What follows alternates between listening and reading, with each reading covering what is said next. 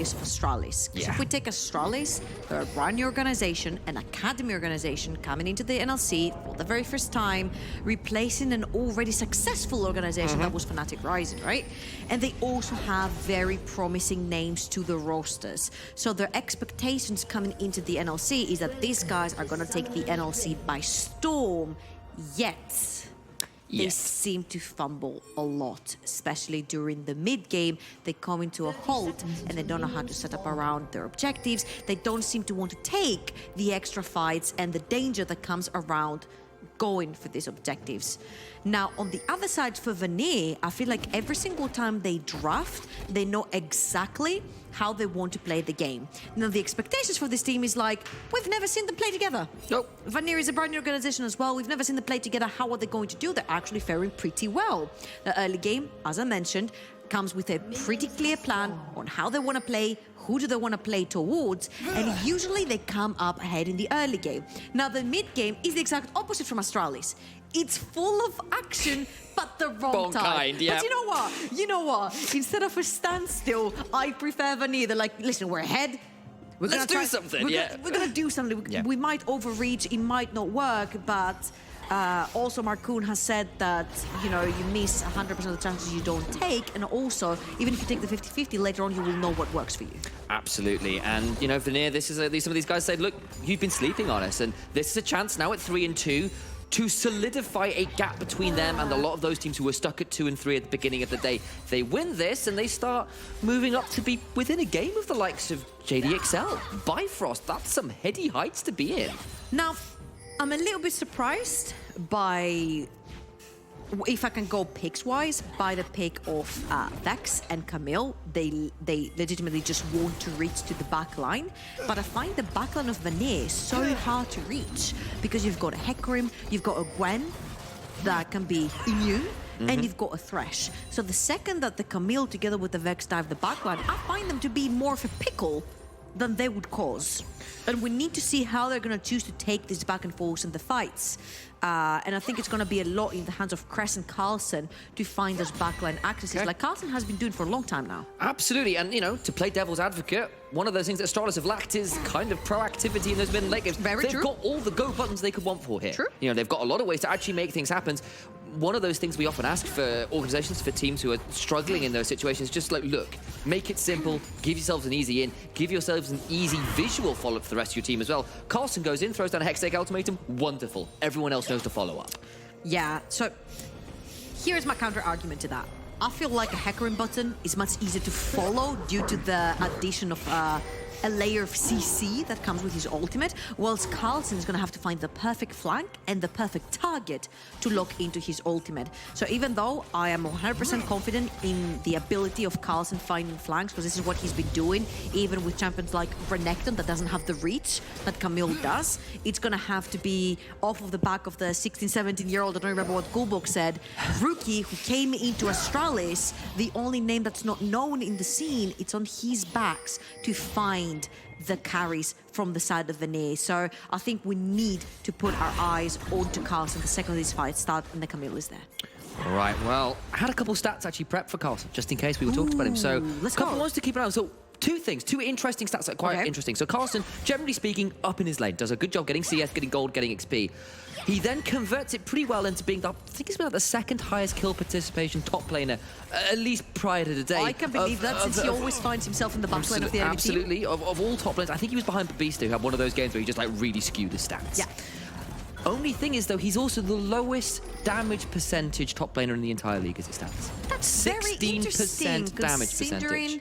He plays a lot of Renekton and he does find himself in the middle of fights. Interesting stat. So here was my thinking. I wonder where you're at with this one. Okay. As we've got a little bit of time with not lots happening. It's going to be pretty much a handshake. So, like, if you remember that Renekton game on the Monday where he was kind of looking for these fights, he was just there basically going in just to engage in ICC. He was being polymorphed a lot. He wasn't actually being there as a damage threat. He was kind of throwing his face in to start fights, be involved, but wasn't necessarily there as a damage threat, more as a sort of like, someone's got to start these fights, I'll do it. Yeah. And I wonder whether that just ended up hurting, particularly with some of that lack of proactivity. If you're not making fights easy for yourself, then maybe it's hard to put the damage out, but that's my initial take anyway. Yeah, also it's pretty old, Astralis and proactivity. Ooh, I mean, that. it's early game. It's not that easy to be proactive with the Lulu down bot, but we had a little bit of time to discuss, you know, and we see the Jinx, we see the Aphelios, and I generally say, I do prefer if you're gonna go with hypercarry in the bot lane, something that's not very aggressive like the Draven that we've seen, to go towards that Lulu. I prefer when the lane has the Lulu rather than when it has a Thresh, because even though Thresh adds the extra layer of safety, of course, with the Lantern, and has that potential for an engage with the hook, Lulu has the poke, Lulu has the protect, but she also has the attack, which is so important when you have such a pokey champion, such as the Jinx or the Aphelios. Level 6 is hit, and never mind that early game inactivity. Sahira, though, with that last moment scatter that week, manages to get enough distance between him and Tax to stay alive.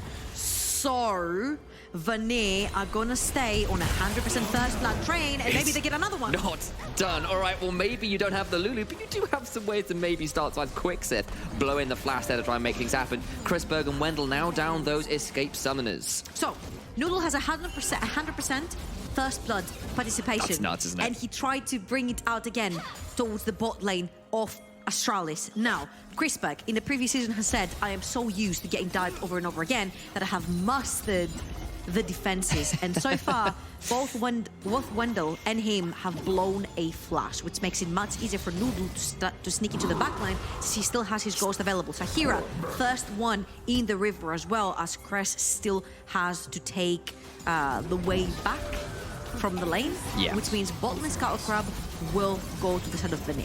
And it also means that Taxa had to give it up. He wanted to take that one. He wanted the whole of it, and that's actually, honestly, a fairly notable advantage. Again. He's, just think about it around and back again, but just going to recall there, was maybe wondering whether Taxa might have an investigate after that, and instead does get the reset. Lulu has a quick wander into the river to see whether there's any wards she can get rid of, and indeed he's on the way pinging a control ward in that pixel brush, so that's the play there from the supports. And as it stands, a couple moments of action, but no deaths. But I am looking around, I'm seeing few potential juicy targets for return ganks over the next few moments. Absolutely. We're looking at bot lane for Astralis. Both Lulu and Aphelios are extremely squishy. We have both of their flashes down. And on the other side for Vanir, Sahira has been the recipient of a lot of violence and ganks in the recurring games, and now he has also lost his flash. But really good read from Quicksith right there. Plays around Sahira at least until his wave either crashes towards his tower or he pushes his. I'm assuming that Sahira might want to keep the wave there. No, he's going to crash it onto the tower. There's also another huge wave being built up from Carlson towards the top side of the map. Yeah, worth mentioning, of course, it's not unsurprising in the matchup, but there is no flashes on those top laners, both going for the Ignite, so that could get a bit dicey at some point, but just worth keeping our eyes on. And once again, Tax from Noodle just sort of investigating the river at the same time with a little bit of attention from their supports. Difference is, Vanir have brought all 5 members towards the top side of the map, which means that they really want to go and contest for that Rift Herald, whilst Chrisberg's Aphelios has stayed down the bot lane. So again, this is a pretty much Astralis, very Astralis-esque decision to keep Chrisberg more on the lower down and have him farm and have him be a menace in the late game. And then on the other side, Vanir are moving around the map as a 5-man unit. Again, we have seen that a very clear plan and how they want to execute it, and they're working together as a team. This is not a surprise, but on this time, Kevin needs to be extremely careful, which he is. He's very respectful. He knows he cannot step up to this tower because Astralis knows that Vanir's members are towards the top side of the map. So Kevin will be pretty much alone for the time being, at least until Quicksith comes there. But until he does, 3 tire platings have gone to the sort of Chrisberg. Enough of that. Another attempt here on Sahira's burn. The scout of the week, still no flash. Speaking of return gangs, flash, wind becomes lightning, and lightning does strike twice. Second time secures the kill for Vex. Noodle here, though, is going to try and turn this one around, make it 1-for-1. Flash and Crest stops the initial charge back, but the onslaught of shadows finished it up, and Noodle finally is no longer 100% first blood rate. Yeah, no, because Crest took it out of his hand. We talked about how Sahira was lacking a flash as an immobile carry, so he instantly got punished the second Crest had his ultimate backup and available. That is really good stuff from Astralis, giving us some aggression, at least in the early game, but it is also replied by Noodle's skill onto that Hecarim. Now, the Hecarim is going to be extremely scary, especially when he starts banking a lot of these kills, because that Aphelios and that Vex Also, the Camille are pretty squishy. And in general, the Astralis team is pretty squishy if you compare it to sort of Vanir, because you've got the Hecarim, you've got the immunity onto the Gwen, and you've got the Thresh there, who is sort of a pseudo-tank. So Vanir Astralis need to be a little bit careful, especially with giving kills over to a Hecarim. They do indeed, and while this Hecarim doesn't have that dive buddy I'm normally so fond of seeing with a Hecarim, there's no Lulu, there's no Orianna to back it up. You do have things like that Syndra, you do have things like that Thresh, and you do have a lot of good targets for the Hecarim, so that's a good start for Noodle to at least make that 1-for-1, as we said, and got to see whether Noodle can continue being that proactive force for Vanir that has been so important to getting them rolling in those early games, and maybe part of the charge in the mid game that sometimes leads them to slightly difficult situations they have to fight their way out of. Yeah, so far, dead even. Yes. Next objective on the map spawns in 4 minutes and 25 seconds, which is going to be the next dragon. So for quite a while, there's going to be almost no action unless they want to resort to playing towards these top laners who both have Ignite and no way of escaping. Well, Camille is much easier than the Gwen, but they're still playing with no flash. A lot of the mobility is being cut in half. Other than that, all flashes are back up and available that were taken previously. Astralis bot lane, flash up and available. Sahira has his as well. I think it is going to be a handshake at least until we have the next dragon up and available. Yeah, might be that. Depends when this Rift Herald times out as well for Noodle, because that could be another point of order. He is looking like he's passing towards that bot lane, so maybe wants to get Kevo a little bit more CS, because as it stands, the Aphelios Lulu coming out on top in that potential skill matchup is, right now. Bit of a CS lead, bit of an early edge right now. He's going to have Wendell around a second, but that is a Hecarim who is just off vision and with a Lantern could just dive over the lot of them. Okay, there is flashes on the side of Astralis bot lane, and there's also wild growth from the Lulu. There's a bunch of things that can protect. Crest, on the other hand, in the mid lane, is lacking a flash. And once Vex has burned the Fear, which is her passive, it is so easy to dive and kill her because she's extremely squishy. So I wouldn't be surprised if Noodle was looking to capitalize somewhere in the mid lane, also bank some gold onto Sahira's pocket, because this Syndra could be extremely powerful in the mid game, especially when they're fighting around the dragon, and the Spheres can take a bunch of space. Oh dear, Chrisberg backed up. Oh, that's not a bad ult from the using the 7. Got chakras, but just falls down. That's an unfortunate overstep, and now Wendell's about to surely fall as well. He's going to be overcharged, not quite enough damage. The super mega death rocket just goes wide. Noodle 2-0, got that Herald in infantry, and I suspect there might be a bot lane drop for it. I don't know if that Herald is going to reach what they want to, because Taxa is also in the bot lane. I don't know if they're going to let it hit the tower. It's not going to be the case. I think that Crash Roam is really beautiful right here, because it stops Kevo from stepping anywhere near forward, and it will stop the Heralds from charging the tower. So all in all, that was a great roam for Crash to make sure that the value of that Rift Herald is 0. You could see they almost had all their ducks in a row and then just can't quite make it land at the end there. Vanir going to be kicking themselves for that one. That should have been some easy plates there and couldn't quite make it happen. But, important thing, Salmon has burned. Yes. Wendell's flash is down. That Lulu is going to be extremely vulnerable in almost 2 minutes' time, that the next dragon is going to come up, and Astralis might want to fight. Very important. What items do we have on the board? We already have Chrisberg's Gale Force. We also have Mythics, top, and jungle for the side of Astralis, so if they do want to fight, they are relatively strong at this point in the game. On the other side, for Vanir, we do not yet have an item for Kevo, who's fallen behind in CS. And I think that's often been a common thing for Chrisberg. He is joint highest CS per minute in the league right now, 9.4. He's got the highest DPM of any AD carry, 715. Also, does remember, a lot of work. That occurrence comes from Kevo having to path top side of the map as a 5-man unit to secure the Herald that made 0 value for Vanir. Because that was the opportunity cost, and it cost them 2-3 plates on this bot lane as a result. Tax is back down bot to shield this one out with a minute till the dragon. Looks like Astralis thinking about preparing for this one. Honestly, both teams thinking about setting up for a bit of a rumble around this one. I think we could be due a little bit of a brawl trouble. So, 45 seconds.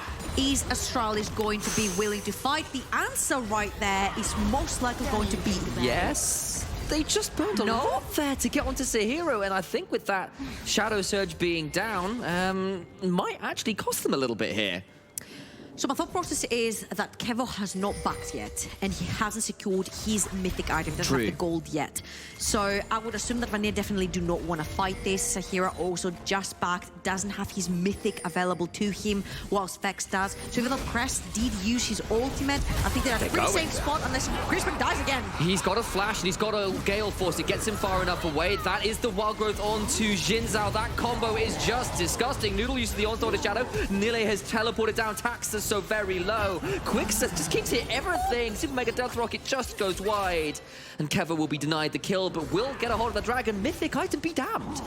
I mean, Astralis overstep, they overreach, they try to go for a kill. Crispa gets caught once again this time, and now it costs them the Dragon that was most likely going to be Astralis' Dragon, because the items were just not ready for Vanir to fight. So in a 4 versus 4 right there.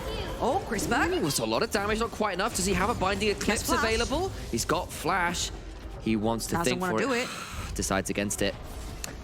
All right, well, nice attempt there, but 100 damage or so shy. Carlson, though, being given free reign towards this top lane. Got the Divine Sundra. That will be the tower going down. It'll be first tower over to Astralis, so that's at least a positive. I wonder how much difference the gold is between the top laners, because I'm pretty sure, yeah, Carlson has banked in on a bunch of tower platings as well, so that is a 700 gold lead that he's gotten for himself right there. And Nile is running towards the top side of the map, so is Noodle. Doesn't have his ultimate up and available, so I don't think they're going to look for anything on Carlson, which is where the swaps will start happening right now. You put your Aphelios towards the mid lane, and also the second Rift Herald has spawned. Carlson is faking his back. There we go. He's got that slow with the tactical sweep. Hasn't used the hook shot quite yet. Taxis around, but look at your mini-map. That is Quicksith and Noodle around and about. And while Nile is behind Carlson by about 1,000 gold, Noodle is ahead of Taxa by about the same amount in turn. And with a Herald spawn... Look on the map, though. Kevo has pushed an entire wave down bot lane, and Crispec has gone top, then went back bot, then now it's going top again. Big ult. That's a Shadow Surge. Will Crest follow up? There it is! Into that passive doom and gloom causes the fear. The Onslaught of Shadows turns it around. Sahira has popped the ultimate, unleashing the power, but Carlson has picked up 2 kills already. So that's a statement against that 60% damage percentage right now. Takes a big stun. Taxa taken down about 20% HP. Crispberg somehow behind enemy lines. It is a 3v4. Kevo does have no mana. Sahira that does have a blue buff and could maybe cause a bit more damage. This Herald is the aim right now for Astralis. They've got to extricate themselves from the red side jungle. Okay, let's look if we have any teleports. Nila does not have his teleport up and available. Crest does, and he spawns in 8 seconds. It is the unleashed version of the teleport, which means they can teleport wherever the F they want. So Vanir are going to back out of this Rift Herald. And suddenly it all went too bad. And I feel like Nila right there just did his support a little bit dirty, since he was already tagged by Crest's ultimate. Problem with your statement there, I think he's actually got teleport on D, not F, so it's not whether the F he wants, whether the D he wants. But come on. Okay. I'm sorry, I'd apologise, but I'm quite pleased with that. So, Keck W. Keck's W, but that was Riddle the last game, so there we go. Anyway, right, so we've got ourselves... Wow, I'm sorry. You're on a roll, man. I know, I'm sorry. I'm never casting with trouble again. They're kicking me off the broadcast. That was the last straw. 2 days and I'm gone. Still, that Herald has actually been left alone. No one wants to fight for it anymore. 2 minutes until the next dragon, and maybe with Vanir thinking Ocean Soul Point, that might actually be more to their tastes. And also, let's see, after all these fights, who has banked in the goal? Because this is going to be the most important, right? We talked about Carlson. We said how it's going to rely on his back to find the backline access to get onto the carries, but let's see one more time this fight. The ultimate from the Vex lands, and the patience from Crest until Nile takes the lantern. So it wasn't Nile doing Quicksith dirty, it was actually Quicksith being like, bring it my way, mate. It's fine. We can do this. Now, Vanir, of course, going back and forth, but they have Crispec right behind them, so they couldn't necessarily push. There's another fight, and Quicksith is dead. Oh, he's just dead to rights. Crest landed another Shadow Surge, I believe, and look at Noodle. He has to back on out of here, but Crispberg goes down in trade. Sahira gets that one. Shadow Surge goes wide. That's an onslaught. The Shadows over the wall. Gwen might go immune, but Lulu is dead to right. Over the wall goes Taxa. And actually, that is 2 dead for Astralis, and Well, I think they've got themselves the likes of a Baron. They're actually going to try and clear out this Rift Herald before it despawns. They might just about make it, but it's going to be close. Honestly, we've been talking about how Crispec is a passive ADC. I think in this particular game, he's been caught out way too many times in the front line. Noodle is going to... Dead. Didn't get the eye in time. It got stuck against the wall. He didn't get it. It despawned. And now they're going to miss the setup. We'll get the replay, though. Thank you for the replay right there. So it's again Cress with the engage in the mid lane. But again, Crispec over there, he steps into the jumpers that were there. That's twice now. Twice in a row and instantly gets penalized for it. And the second Crest misses the second part of the ultimate. Noodle gets the OK for a beautiful engage right there. And a bunch of summoners are burned. We're looking at Tax's flash is down. We're looking at Wendell not having flash. And on the other side, further near, we have Sahira with no flash. And why am I mentioning them? I'm mentioning them because we're about to just see a fight on who's going to secure the dragon. It's going to be so point if it goes inside of Vanir. Vanir, though, have no setup in this river, and Astralis have taken full control. Well, it might not be the war, but it's certainly a battle that could decide it. The lines are drawn, the trenches are all dug in. Carlson is around the back and maybe looking for the flank. Hook just goes wide. Dragon is started. Watch for the onslaught of shadows. Watch for Carlson off vision to find that engage. Dragon down to sub 3,000 HP. Noodle's going to start charging it into the backline and secures it. That's Soul. That's him out. Baby. In and out. Slick as you like. Clean. Smooth operator. And Vanir, the mid-game that has often been a little bit dicey. Yeah, there's been a couple picks now, but that is actually a really smooth little moment for them. Okay, that was so smoothly done by Noodle and Quicksand. He's like, I'm going in, you bail me out. He steals it, I think it was 60 HP or something. I don't know if we can get this in a slow-mo, but that was so beautiful. And not only that, Astralis back straight after this and lose their mid tower as well. Having two immobile carries, just Crispec onto the Astralis and crash onto that Vex. You need your mid lane tower to hide behind. This is going to be so problematic for them. Having a Hecarim running through your jungle and coming from the back. And trouble. Yes, the gold is still dead even. There's like 200 gold apart at this point. 300 as I speak about it. Like, we are in such a close space. Not quite at that soul yet are Vanir, but they've got 3 dragons. They're doing super well. That's the big difference maker here. It's that stacking. Yep, absolutely. And also, if you look at items, I saw that Noodle was almost 2,000 gold hugely ahead, yeah. He's got his Sterax up as well as his Sundera, which means he puts out a lot of damage and he managed to stay alive. And look at that. Crispec has to push that mid lane, but he can't step forward for that wave, which means that Vanir get to control both sides of the river due to that mid lane tower. Noodle could wrap around and get from the behind of that Aphelios, and it's going to get really, really problematic for them. So that mid lane tower going down after that dragon, I think it was a big whoopsie from Astralis. Cost them some issues, and we've already seen Hecarims run people down in that mid lane over the last few days. I feel it could be happening again. If anybody who watched Div 2 yesterday could see exactly what Hecarims can do in that particular amount of space, namely a lot. We'll leave it at that. And Noodle has been such a key part of Vanir's wins over the last few weeks. He's been so good on the Xin Zhao, slight debacle around the top lane the other day aside. He's been really proactive, really good at finding the angles, the engages, and starting things for this team, and he's in a prime position to potentially take Vanir to 4-2 in this NLC Spring 22 split. Back to the game. Yes. Astralis pushing in the mid lane for control towards the top side river. This is textbook. You always want to push in the mid lane so you can enter from more angles into that river. Now it's Vanir's time to have to face check to see if the Baron is going down, and Pinkwood is going to solidify the fact that they're not going for that Baron, and it's going to be a pretty much back and forth until in 2 minutes time. No, that is just nasty. So much damage. Just managed to audacious charge just before those charms was out. Something didn't go right there. Something did not go right, because that flay was very sussy. That flay from Quickseth was very sussy. What's got you thinking they're the imposter? I think it was a scatter the weak. They shoved him too far. To nullify. Oh no. Yeah. That's why I'm saying that. Oh, Let's a see little here. saucy. That's unfortunate. Yeah, because that is the combo. That is the Jinx Thresh combo. Yeah. You get the hook, you put the chompers down, you flame straight back into him, and you're CC'd for absolutely ever. And Jinx gets the press R, and you're done. And that could have been Baron as well. It really could have been.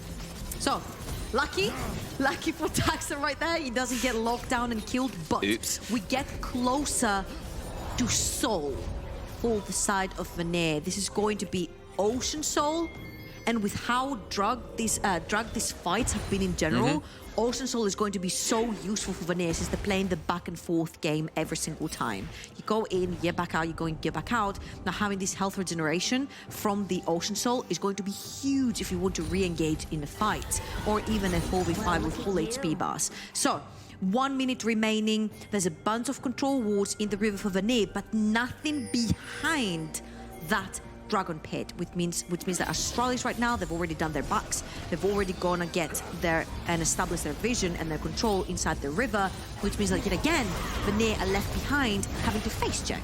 All right, couple key item pickups as well. I want to point out to the Bloodthirster being complete for Chrisberg. That might help keep him alive. That Gale Force Bloodthirster combo is something I saw popularized by Utapon of all people out from the LJL. He did that a lot during the Worlds. They got a lot of other people following. Might keep him alive here. It's been so difficult thus far. That's Kevo trying again.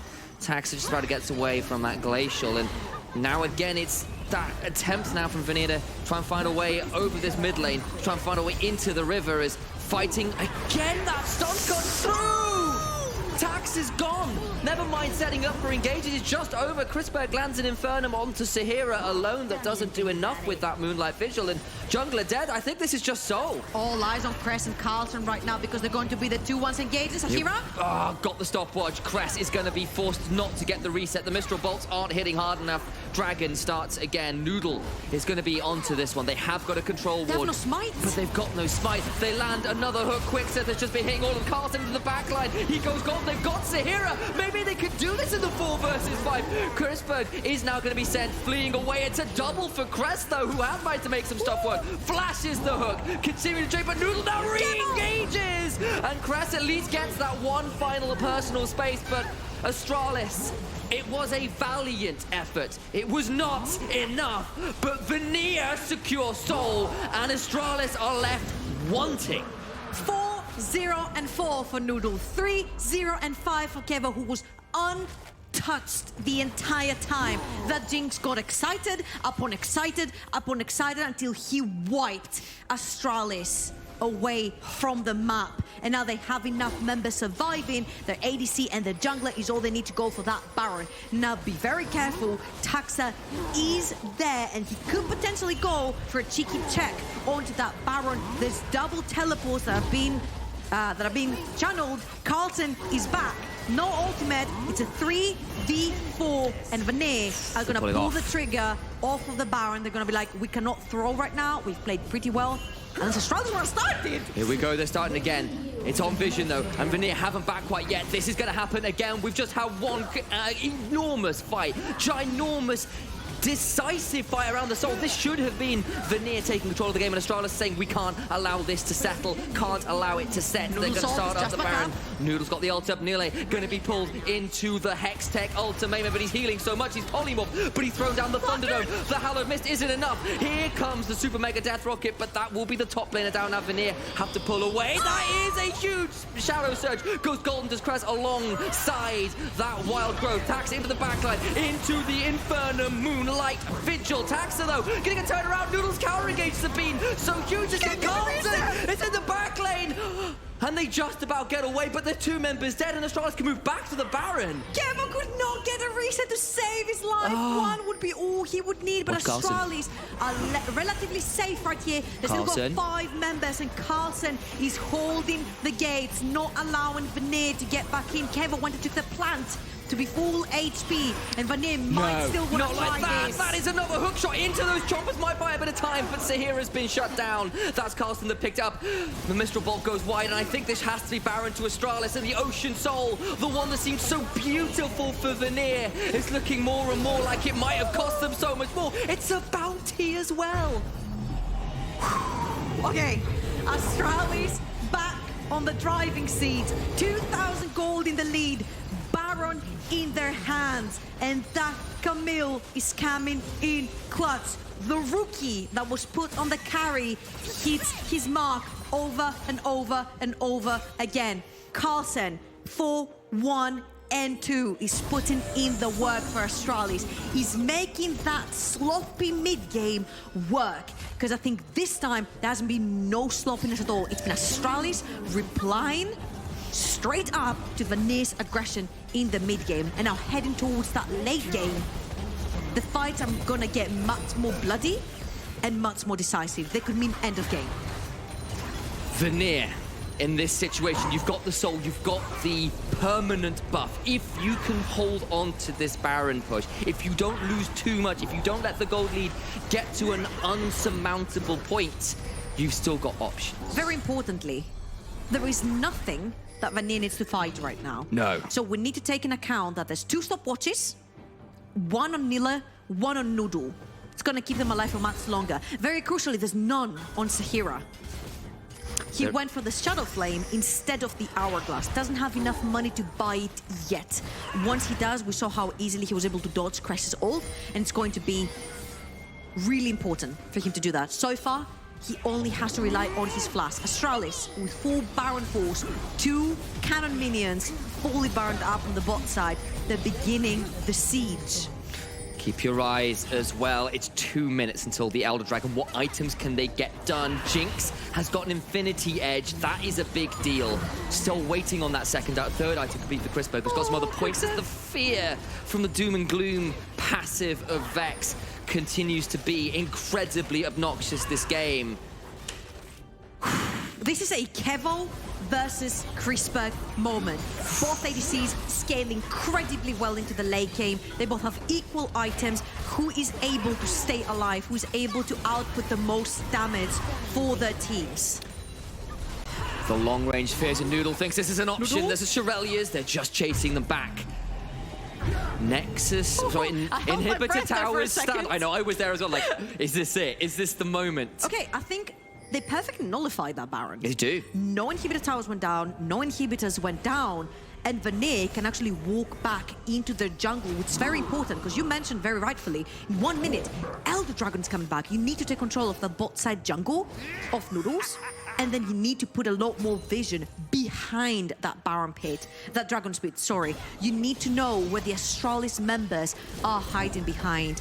Very crucially, Sahira has the Hourglass. It's going to be huge. We have 4 stopwatches, including the Hourglass, on Sahira for the side of Vanir. The only one with that immunity is going to be Cress for the side of Astralis. 30 seconds until the Elder Dragon, and that Baron buff only earned Astralis a net total of a 2,000 gold lead. I don't think that's enough by itself. This Elder Dragon is anyone's game. But with those stopwatches, with that Ocean Soul, I feel Vanir, if they can get a straight-up fight and don't have to walk too blind into the river, they should have the advantage. Should have the advantage. They know where Nilla is, and he's wrapping around from the side. Astralis do not have much vision themselves, because the mid lane wave is being pushed over and over again by Vanir, which means they can enter from whichever side they wish for. Vanir, again, are going to push in the wave, which will give them entrance through that river. Everybody but Kevo and Crispberg has Flash available, but has taken the Summoner. Taxa goes in, and the Thunderdomes overlap. Crescent Guard versatile admits, but it's done. He used the ultimate. It's done. That's a hook onto Carlsen, but he's not going to be chased up. Whimsy did come through to shield there. Alongside that, help picks. All eyes on the ghost. When is Noodle gonna pop the ghost? Keep your eyes on it. That's the far side Oracle.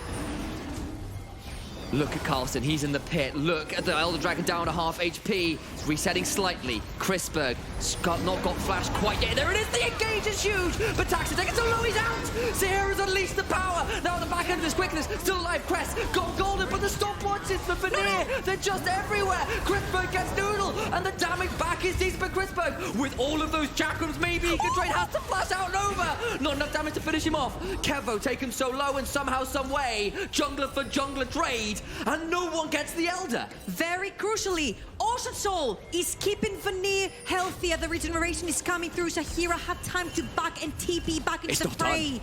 The HP bars are so low for Astralis. They can't walk in. Crispberg goes on 5% HP, and he's the one that has to carry, but Nilla has been gone on the side. He's in a 1v4. Sahira! of the week to take out the Aphelios, and this might be it. They've got Wendell down to nothing in terms of HP. Flash, hook goes wide. Another scout of the week just goes out of it. And who says your champion pool is too small when you can land a stun like that? Woo! Sahira might have saved Vanir the game right here. What a scut of the week to snipe Crispberg out of the map. And as you can see, Noodle is back up and is running towards the Elder Dragon. It hasn't ended yet though because Taxer is around. He's a quicksand. He's been spotted out. That means he's going to try and find his way out of here. Can he get a poke across the wall?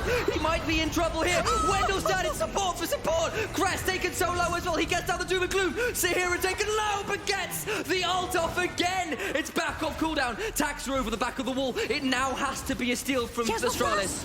And how does it come down to late game fights around Elders and Barons for Astralis? How is it always here, Trouble? It's always the setup, baby. They don't have the vision and they don't know how to set up around them. And Vanir are so decisive, we mentioned it over and over again, at playing these teamfights to perfection. And right now, since you have the Elder, no one is going to step anywhere near you to contest the Baron. So this is going to be Ocean Soul, Baron, and Elder Dragon, all three buffs for the side of Vanir. Can they end the game like this? This game has been neck and neck for so long. Kevo has not died. I don't know how he's done it.